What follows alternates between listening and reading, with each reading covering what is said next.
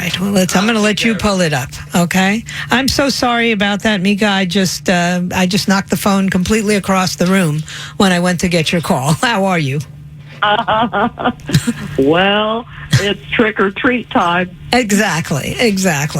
And you got tricked this time, but we're glad we have you on today, and that we'll have an opportunity to talk a little bit about some of the events that went on in Houston. I guess it was 2 days ago, right? No, it was yesterday. We had a big day in Texas. We had Vice President Pence in Austin for a fundraising lunch. And then we had Women for Trump Coalition in Houston last night. And also the World Series. And even though the Astros lost, Women for Trump keep on winning with this president. So we had a great event. I was talking about that earlier, because if you look at the news networks, these 24-hour cable networks, there's never any good news. There's never, an examination of how much better it is for Hispanics or women or African Americans or Asian Americans or anyone else. It's always impeachment. That's all we talk about. Impeachment or investigate, don't legislate. And, Americans just lived through 2+ years of the Mueller report, and that cost taxpayers $30 million. And as we go around the country, we've had 13 events so far since we kicked off Women for Trump Coalition in July. And Americans and women particularly would like to see the do-nothing Democrats, do-nothing Congress get down to work.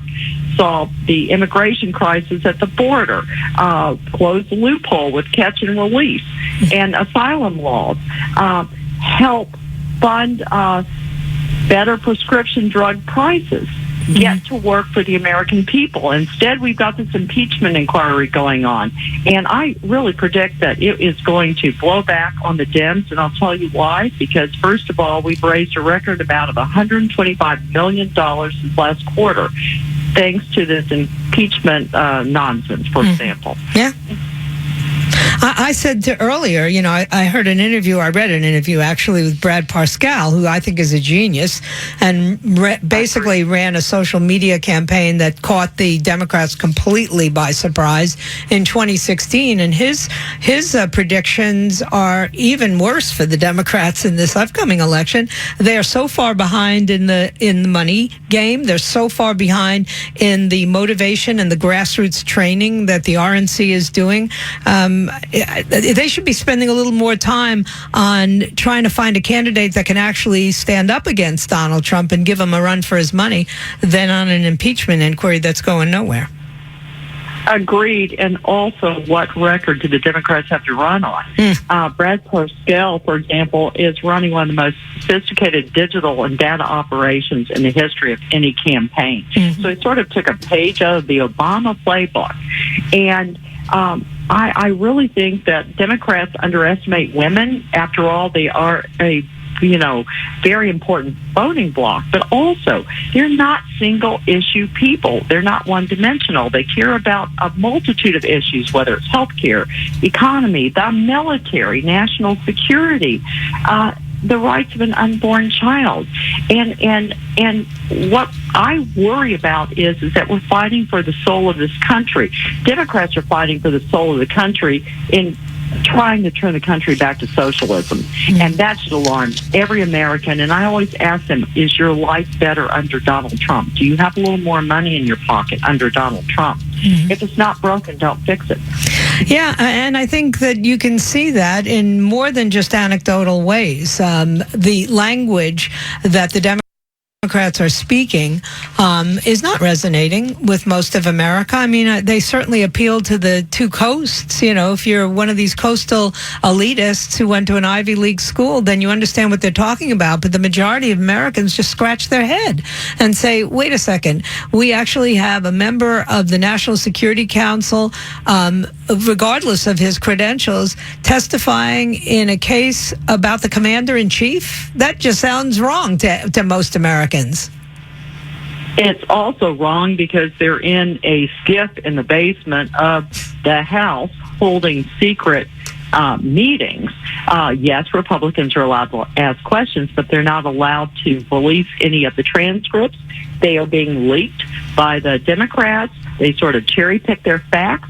They're looking for a crime. It's a predetermined outcome, and I think most Americans are smarter than that. Mm-hmm. Well, I agree with you, and I think most Americans are also reluctant to admit their support for the president. I know many people who take me aside and say, yeah, I'm definitely voting for the president. I didn't the first time, but I'm voting for him this time. Just don't tell anybody. It's like they're afraid they'll be called a racist.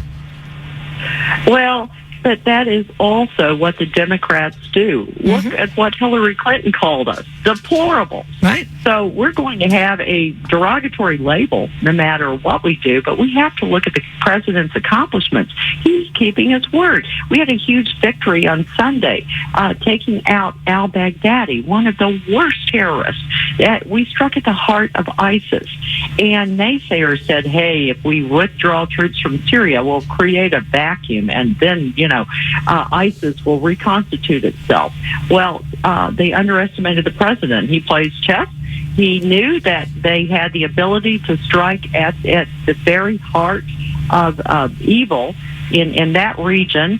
Yes, we have terrorists, but we don't have to continue with endless wars, for example. But you know what? That's buried in mainstream media. Mm-hmm. No, I agree. And it's, I always say the collective intelligence of the American people is much greater than the political class give us credit for, and certainly than the media give us credit for. They don't have to talk to us like we're third graders. Yes, like children. And, President Trump was elected because he's bombastic. He's unvarnished. He tells the truth. And I know that maybe that didn't sit so well with certain voters in this country, but he's kept his promises. Promises made, promises kept. I mean, 2 conservative Supreme Court justices, for example. Tax cuts, giving the American family an average of $1,000 of savings, which is a lot. Mm-hmm. It helps cover emergency contingencies, for example. He has accomplished so much for this president, despite the fact that every single day he is being attacked.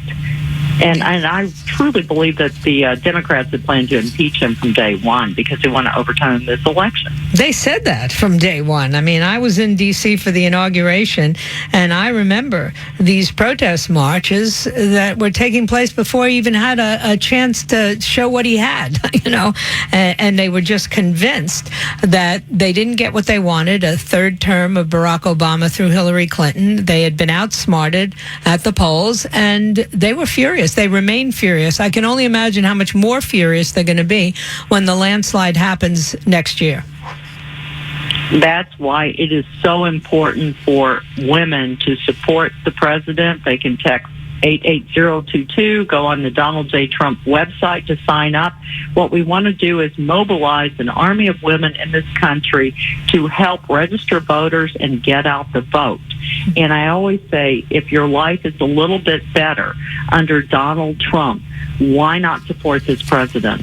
Yeah, I agree. Well, Mica, thank you so much for coming on. Sorry about that rough start, but it was a pleasure speaking with you. I look forward to talking with you again.